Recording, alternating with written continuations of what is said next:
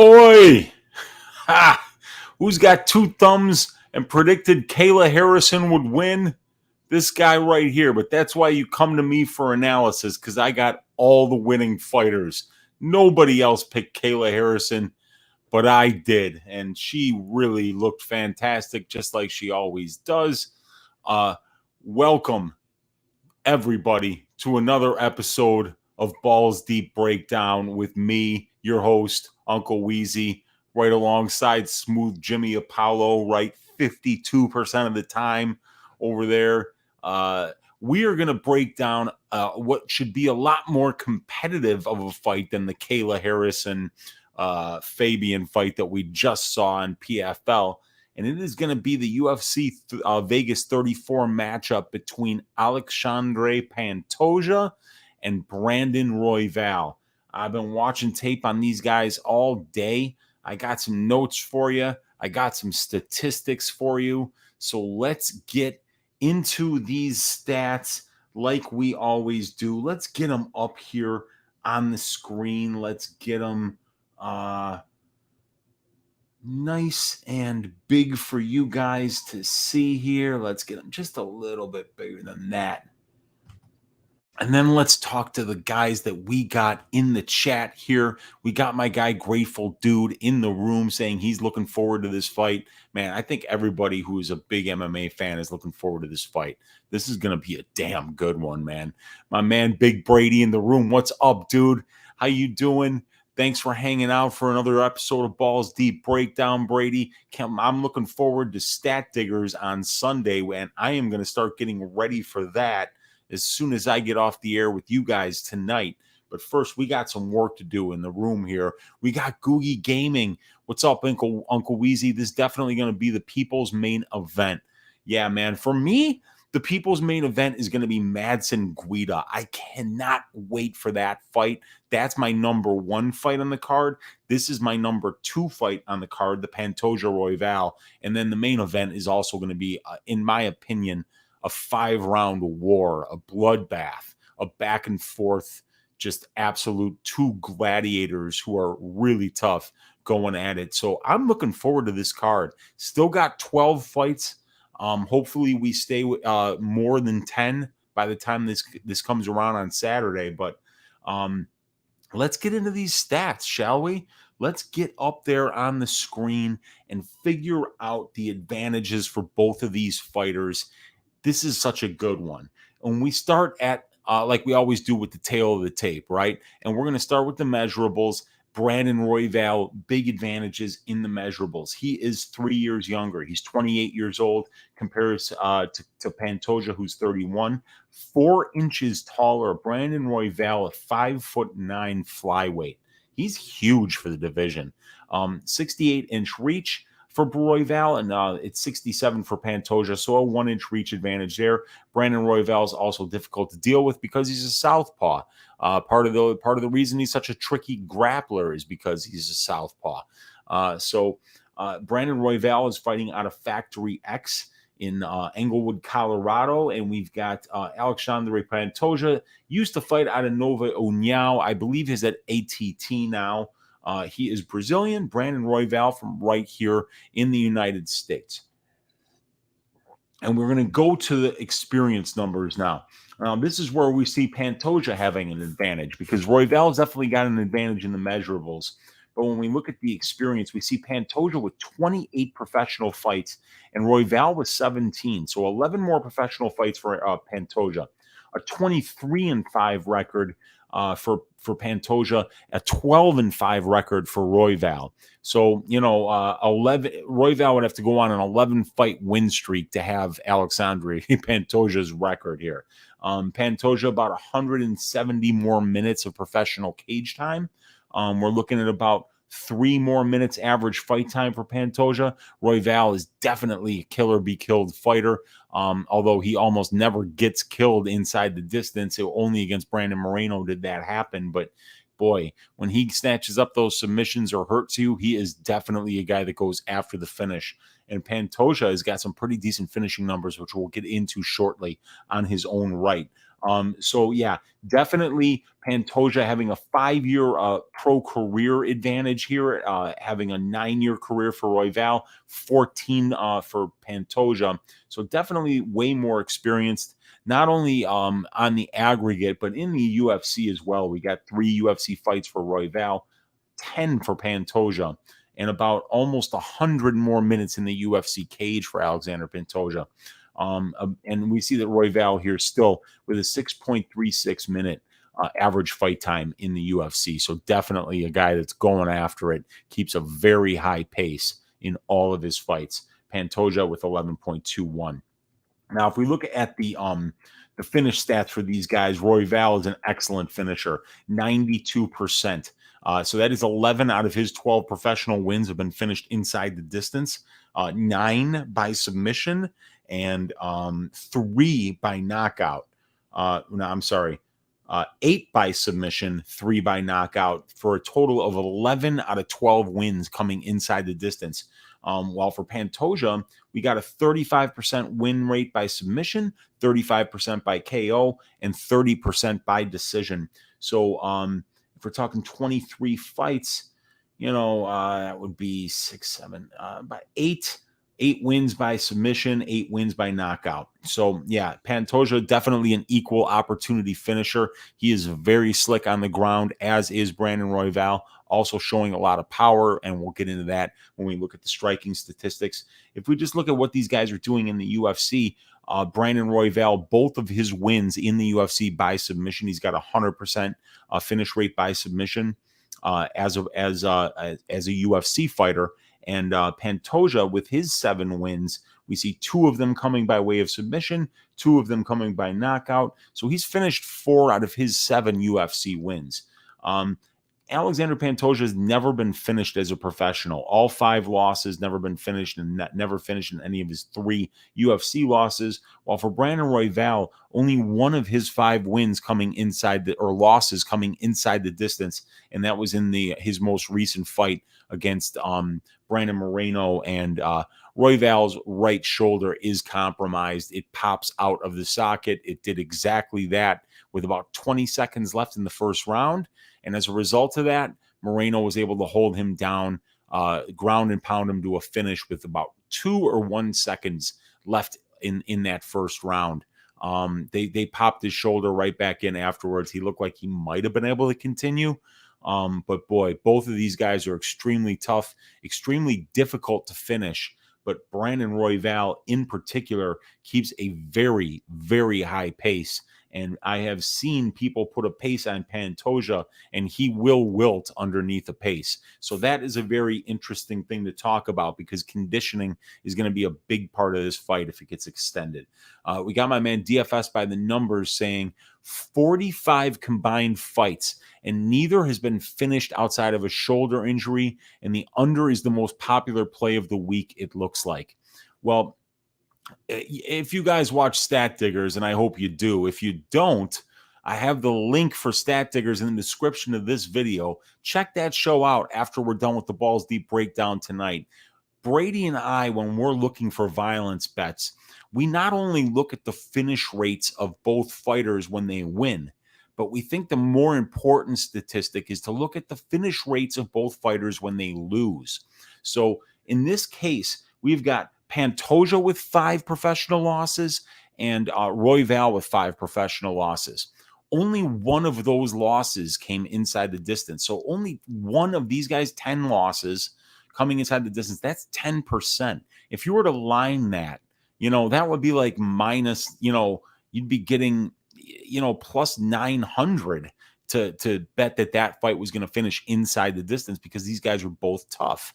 And because Brady and I look at that particular statistic that way when we're checking our violence bets, this is not a fight even though Pantoja's been a great finisher, even though Royval's been a fantastic finisher in his career, what's more important is how tough your opponent is, and whether you got to bring a crowbar into the cage in order to get him out of there. And both of these guys happen to be that kind of a fighter. So I don't hate people that are betting the under, because Royval is an explosive finisher, as is Pantoja. However, Neither one of these guys is what you would call a quitter, and they're both going to be very difficult to finish. And neither one of these guys have we seen really show one punch or one kick knockout power thus far in the UFC. We did get a knockout out of Pantoja against Schnell recently, but it's been a while before that. So, yeah, excellent point there by Brady. I would be betting the over in this fight. I think I like the over 2.5 in this fight. I like the fight goes to decision in this fight because both of these guys have been historically hard to finish. And as Brady says, 45 combined fights between the two of these guys. Only one time has either of them been finished inside the distance, and it was when Royval's shoulder popped out of his socket with 20 seconds left in the first round. And we got Juan Carlos in the room. What's up, Juan Carlos? Good to see you in here. What are my 3 favorite picks for this Saturday? So this is an awfully difficult, like for instance, I wouldn't parlay anything this weekend. My favorite picks would probably be props. One of the fights I believe, I would like the over 4.5 in the Cannonier Gastelum fight, but that's very closely lined. Let me see here. I would like the fight doesn't go to decision in the Brahimaj Palatnikov fight. I think that would be one of my favorite bets of the week. Brahimaj Palatnikov fight doesn't go to decision. Let's see. Knight Charant fight doesn't go to decision. I don't think that one is going to go to decision either. And then I would say Pichel Hubbard fight does go to decision. So I would be looking for violence my favorite bet would probably be Palatnikov Brahimaj fight doesn't go to decision. Second favorite would be Pantoja Royval, Pichel Hubbard does go to decision. And then either Pantoja Royval goes to decision or Knight Charant doesn't go to decision. And I also like Kelleher Pilardi doesn't go to decision, but I don't like betting any of these money lines. I do have a 2.5 unit straight bet on Mark Madsen. I also like Cannonier. I kind of did pick Porter to win, but I'm not confident in that underdog pick at all. I think Madsen and Cannonier are great picks, though, and I see that that's what you were just typing here in the chat. So thanks for coming by, Juan Carlos. This is not a card I'm betting heavily on. There's a lot of closely lined fights, and there's a lot of fights that could go either way, in my opinion, with the money lines and with the fights going to decision or not. And DFS numbers saying parlays this week is asking for trouble. Next week is okay. Agreed 100%. So let's get into these striking stats for both of these guys. We have got Alexandre Pantoja landing 4.3 significant strikes per minute out of 9 offered, almost a 48% striking accuracy. And he is landing almost one more significant strike than he absorbs per minute, and showing a 54% striking defense. Pantoja showing pretty good power for a flyweight at 0.62% knockdowns per total significant strikes landed. He's averaging 0.4 knockdowns per 15 minutes. And we have seen Brandon Royval knocked down. If we look at his defensive numbers right over here, we see that he's getting knocked down on over 1.8% of the significant strikes that are landed against him. So that's 0.8 knockdowns per 15 minutes that he's allowing. So Pantoja's got power and Royval's been knocked down, but we can also see that Brandon Royval is in a very small sample size showing some great striking numbers in his own right, landing 3.77, only absorbing 2.88. He's offering 8.17 significant strikes per minute, so almost as many as Pantoja. He's almost as busy, and he's been way more busy than his opponents have, as Royval is offering 8.17, but his opponents are only offering 5.45. 47% striking defense. We'd definitely like to see Royval being a little more defensively sound than that. Pantoja definitely the more defensively sound guy here, in my opinion, as he shows 54% striking defense. He's only been knocked down once in his entire UFC career, and that's 10 fights. So Pantoja's got an iron chin. He's got good striking defense. He's landing almost one more significant strike than he absorbs, which is the same for Royval.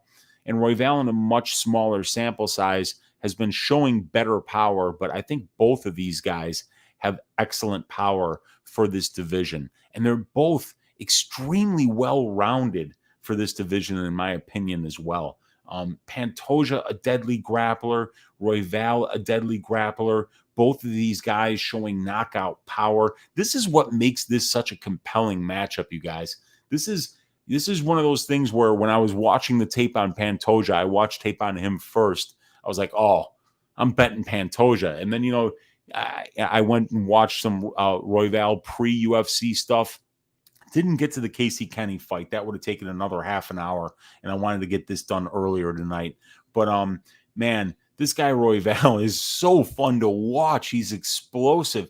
Anytime you go to the ground with him, you can be controlling him, and then he can just snatch up an arm bar or get a sweep and put you in an arm triangle or get a guillotine from the bottom. I mean, he is really fun to watch. Both of these guys are just so explosive. And they're both young still. Royval 28, Pantoja 31. If we look at the grappling numbers, I think this is when things are going to get a little more exciting here. Now, neither one of these guys are what I would call active wrestlers. In particular, Royval. Royval, 3 UFC fights, only 1 takedown attempt. So that's 1/3 of a takedown attempt per fight. So he got that takedown attempt, though, so that's good. So he's got 100% takedown percentage. He's averaging 0.79 takedowns per 15 minutes, 2.36 submission attempts per 15 minutes, and he's getting 18% control time, while his opponents are controlling him 45% of the time. So Brandon Royval, his opponents are getting about 2.5 seconds of control time for every 1 second of control time that Brandon Royval is getting. So Brandon Royval is definitely one of these people who is very comfortable with his fights taking place on the ground. He loves to strike. He's an excellent striker, a dynamic striker. But we can see that even in a small 3-fight sample size, we got 19% control time for, 45% control time against. That means 64% of Brandon Royval's fights are taking place in control time positions. Now, Pantoja, in 10 UFC fights, has 20 UFC takedown attempts, and he's gotten 7 of them for a 35% takedown percentage. He's getting 0.94 takedowns per 15 minutes, 0.94 submission attempts per 15 minutes, and he's out controlling his opponents at about a 10% clip, 23% for, 13% against. That adds up to about 40% of Alexandre Pantoja's fights are taking place in control time positions. So both of these guys, we can probably safely say with the sample size that we have here, that, at least 35 to 40% of this fight is going to take place in control time positions. Neither one of these guys is particularly active on the offensive wrestling end, but they're always trying to get their opponents' backs. So I think when this thing gets close, when it gets towards the cage, when it gets into the clinch, we're going to see grappling exchanges start to ensue. And I think that both of these guys are very dangerous there. We see that Pantoja has shown 68% takedown defense thus far in the UFC. He does like being on his back. He will be active with submission attempts from there. He is getting taken down 2.68 times for 15 minutes while only taking his opponents down 0.94 times. So it's clear to see that while Pantoja has 20 takedown attempts in his own right, but his opponents have 63, that Pantoja's opponents have been the more willing wrestlers in his 10-fight sample size that we have so far. So Pantoja definitely probably the more likely guy to be the minute winner in the grappling, as we see he's out controlling his opponents by about 10%, while we see Brandon Royval getting out controlled by about 27% in control time positions. And in addition to that, he's showing a not very good takedown defense of 54%. He's getting taken down 4.72 times per 15 minutes, while Royval is only taking down his opponents 0.79 times per 15 minutes.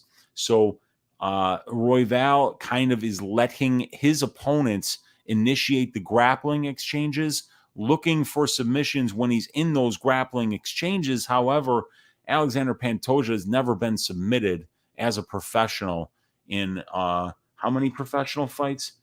28 professional fights. The guy's never been submitted. So if Royval submits Alexandre Pantoja, that is going to be a massive feather in his cap. And I'm not saying he can't do it, because he has been very explosive. I think Royval is a very live finisher, no matter who he's fighting.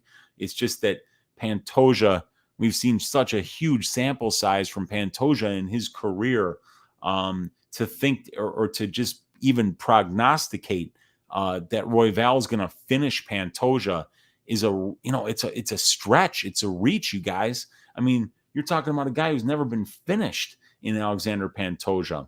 So, this is going to be a hell of a fight. Now, if you ask me, if this fight takes place in the grappling realm, who's more likely to win minutes?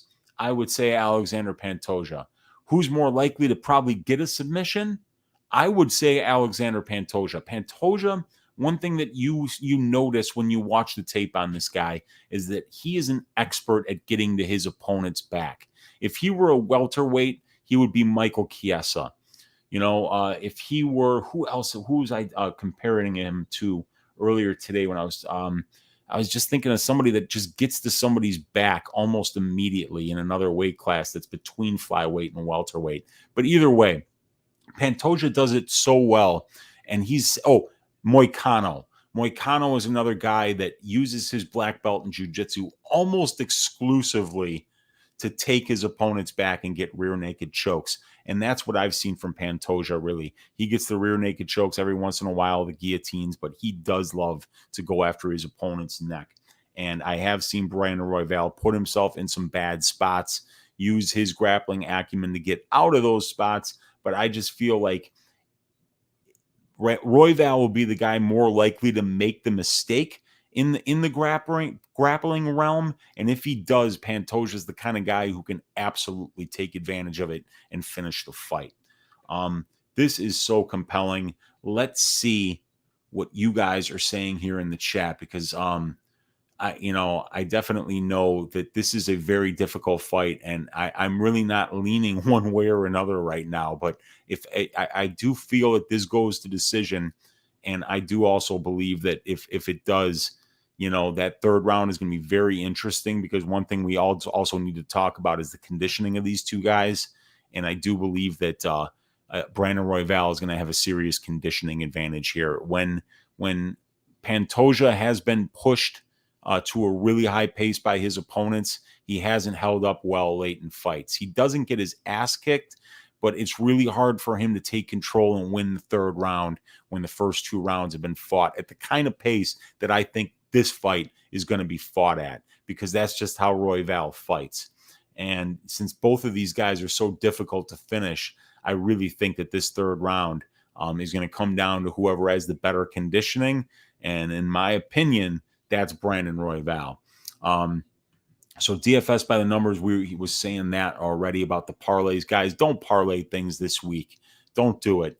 Stay light this week. There's a lot of coin flips here. I believe people that get heavier than they should this week are going to get rinsed. And you don't want to get rinsed, man. Let's rinse the bookies instead. Let's shave their fucking asses. We got Juan Carlos saying, "Thank you, my friend. You and Brady are a fire, and I will always follow you." Juan Carlos, I appreciate that, man. You're always a great supporter of Brady and I. We always see you in Stat Diggers. I always see you in his channel. Thank you for watching our content. We really appreciate that, man. We got the DXJC in the room saying, "Laughing my fucking ass off." Well said, Brady. I don't understand why anyone thinks the under on this fight is live. Well, some people do, I mean, these guys are good finishers in their own right, but the thing that I like to look at, and I know that Brady likes to look at as well, is, how often do the guys get finished? 10 combined losses with these gentlemen, one of them coming inside the distance due to an injury. Excuse me. Sorry about that. And we got the DXJC saying, especially when people think Royval is the one that's going to finish this fight in the third, when the dude's 1-4 in fights that get that far. Excellent point. Royval keeps a very high pace. And, I do think he'll have the conditioning advantage here. But, when he doesn't finish his opponent, sometimes that's frustrating for people, and then they themselves wilt later in the fight. And we've seen Brandon Royval have almost all of his success, early in fights when you watch him in his tape. And for some reason, I just lost all the chat, or the ability to go to the chat here. I don't know why. Let's see. Comments. There it is. All right. I got it back. And DFS by the numbers with some truth here, saying you need a steel chair to finish Pantoja. And yes, he's got a crazy chin. Figueiredo caught him with a crazy uppercut when they fought, square on the chin, and Pantoja just smiled at him. That would have put just about anybody out. This guy Pantoja, you do need a steel chair to finish him. Dan Goldstein, what's up, dude? Good to see you. I was going to bet Royval by third round violence. Then I realized I bet Carl Seumanatafa earlier today and figured that's enough stupid for one weekend. These PFL heavyweight guys, they can go either way. And, sometimes that's how it goes. But this is going to be a hell of a fight. Royval, Pantoja is so, both of these guys are so good, so skilled, so well-rounded. I can't wait for this fight. And Goldstein is always funny. You got me off the cliff, DX. Hopefully I got you off the cliff and not the winning ticket. And Dan saying I'll risk it. I'm just going to bet fight goes the distance if I do. And I like that bet. I do like the fight goes the distance here. Both of these guys are incredibly difficult to finish. Dan saying I'd rather be off a fluke win than show my stupid face here later if I made that third round bet after being told better. No, but you know what, man? Betting at MMA is hard, Dan. You know that. So we don't laugh at each other here when we have the wrong reads. They happen. We're, like my guy here, Smooth Jimmy Apollo, he's right 52% of the time. You know what that means? It means he's wrong 48% of the time. And that's how it goes, dude. That's how life goes. We can't all be right all the time. The DXJC saying, I feel that, man, always better to bet smart and lose than bet foolishly and win, at least in the long term. And yes, definitely in the long term. Because when you get those fluke losses, but you talk yourself, or those fluke wins, and you talk yourself into the fact that that was skill and not luck, in the long run, you're going to get your ass shaved because you're going to make the same mistakes over and over again, having an experience in your past that told you, oh, you're going to profit when you make those kind of dumbass bets. So let's see here. We got DFS by the numbers saying Royval pushes a hell of a pace for sure. There is no question about that. And Dan saying, I'm already up a unit from Capoloza, not in a hurry to give it back to the bookie. Nice work cashing that bet. He looked great. Steve Sparks saying, just got fleeced by Ray Cepho and but kept a roll in the sock for Royval. Well, there you go, Steve. Yeah, Royval is live as hell in this fight. This is going to be a back and forth war. And I think Pantoja is going to have to show some really good conditioning to win that third round off of Brandon. But I think he can. I think he can definitely flourish in the grappling exchanges and win minutes and potentially rounds in those grappling exchanges if he gets an advantageous position. So let's talk strength of schedule now. So we can see here that the ratio for the overall strength of schedule is slightly in the favor of Alexandre Pantoja. Brandon Royval has fought the slightly more experienced competition at 9 total fights compared to Pantoja's 7.3. But Pantoja's average opponent has a record of 4.5 and 2.8. So definitely a winning record. But Royval with the more experienced opponents at 5.33 wins and 3.67 losses. If we look at who these guys are beating, Pantoja's got the better wins on ratio, but Brandon Royval once again beating the more experienced guys. Average record of about 4-3 for the guy Pantoja beats, and an average record of about 5 and 4.5 for the guy Royval beats. And then we've got Royval's losing to absolute studs that have a 3 ratio and 8 total fights. And same for Pantoja, 2.13 win-loss ratio and 8.33 total fights. So the strength of schedule is actually pretty close here. I wouldn't give either one of them a massive advantage either way. We look at the last 5. Manel Kape, win by decision. Not an impressive performance. Excuse me here. I got a little something in my windpipe.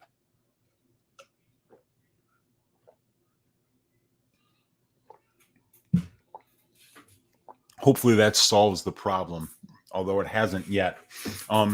We got Matt Schnell, a knockout win for Pantoja here, a loss by unanimous decision to Davison Figueiredo, which was a war, and then a win by knockout over Wilson Hayes.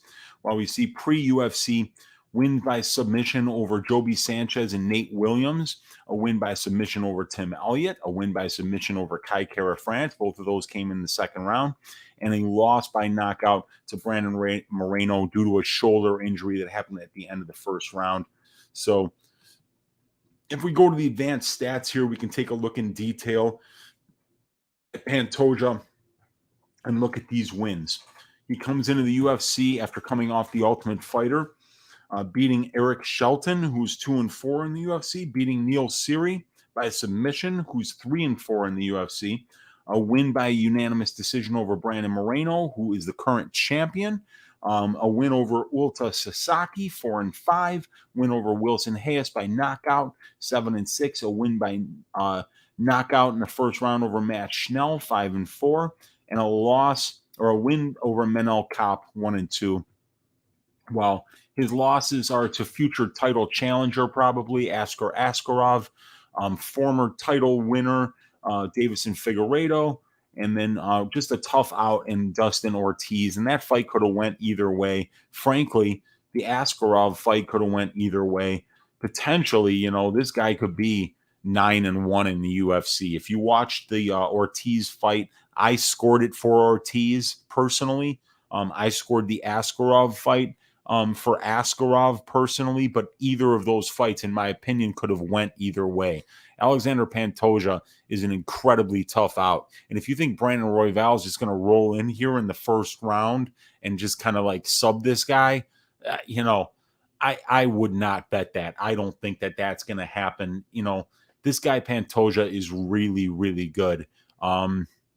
He's good everywhere, and so is Royval. Royval also very explosive. We see he does have a 12-5 record, so five career losses, but these guys that he's losing to, Casey Kenny at flyweight, for Christ's sake, we can look at the Tapology records, but we got Tim Elliott, 5-9 is the first win that he got. And then Kai Kara-France, both of these wins coming by way of submission in the second round.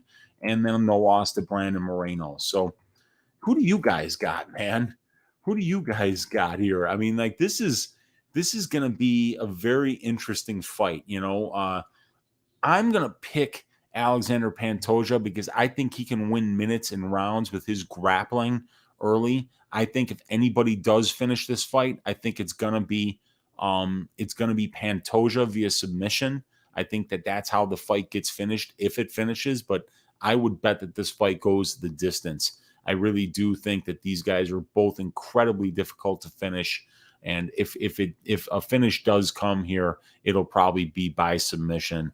And I think that just the better grappler overall is Alexandre Pantoja. So, we got Tristan in the room. Good to see you, Tristan. I've seen you hanging around before. Thanks for coming out and hanging out for a Balls Deep breakdown. I appreciate that. We got Dan Goldstein saying, the unpredictability of Royval is going to be a lot. The man got cracked by France, and while halfway into the ether, he threw a spinning elbow as a defense and landed it. That was amazing. He was in trouble there, dude. He was in big trouble, landed that spinning elbow, and the look on Kai Kara-France's face after that elbow landed. You don't usually show these guys where like they're actually showing like, oh, fuck, that hurt. the look on his face was like, oh, that hurt, man. And he went down. Man, what a fight, dude. Brandon, that's why I had to do this balls deep breakdown, dude. This guy, Royval, is just, I mean, he's worth the price of admission just right there. You know, this, I wouldn't have been mad if this was the co-main event. This is such a good fight. So yeah, dude, I think fight goes to decision. Probably the best bet for this fight.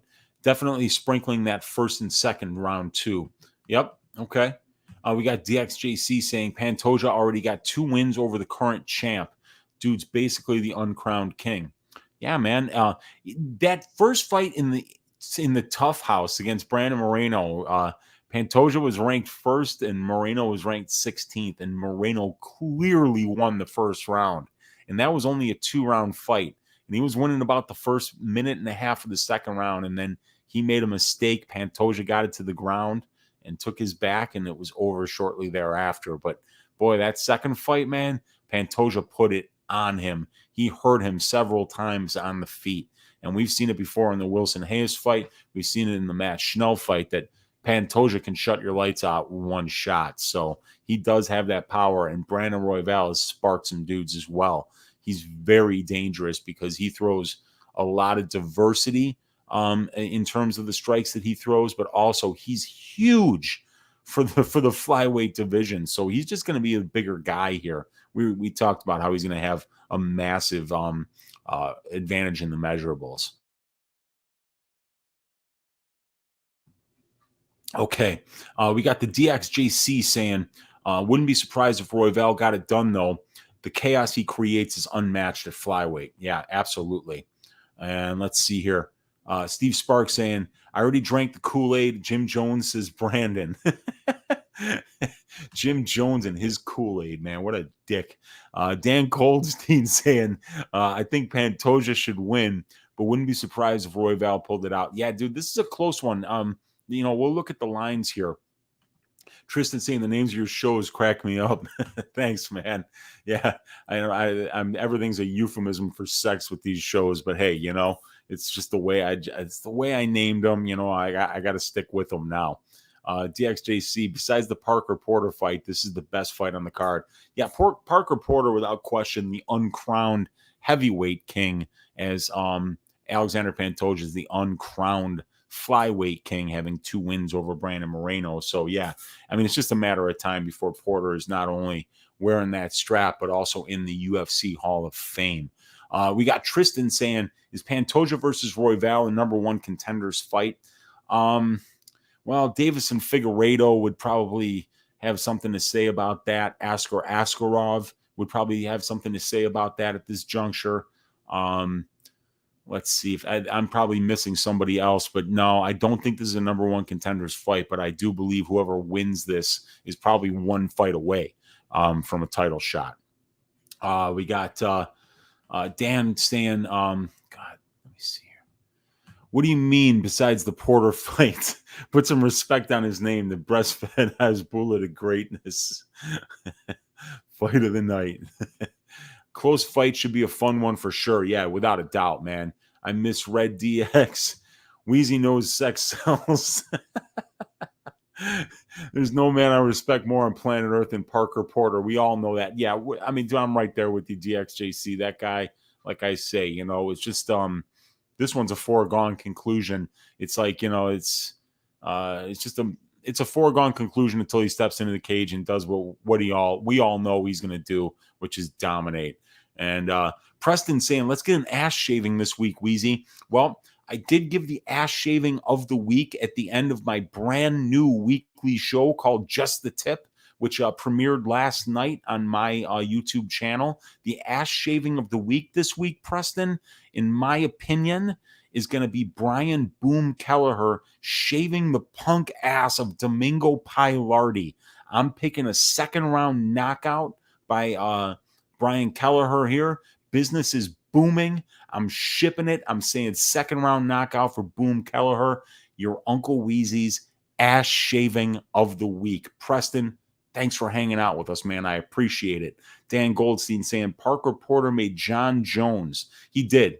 Porn star cardio for days. Oh yeah, there's no question about it. Yeah, that's wild, man. I think first loss in Parker Porter's career is to John Jones. How about that? And my man DFS by the numbers saying, boom, boom, Kelleher going to be putting Uncle Weezy on the map with the ass shaving of the week this week. And DXJC saying Parker Porter was on track to being the undefeated greatest fighter of all time before Jones stole all of his power Space Jam style.